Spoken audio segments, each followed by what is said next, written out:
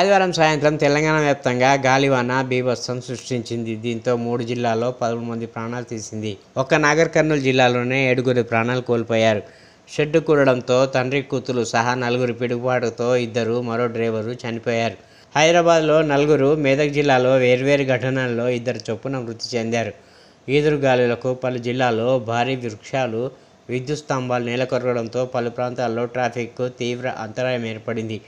గంటల తరబడి విద్యుత్ సరఫరా నిలిచిపోయింది.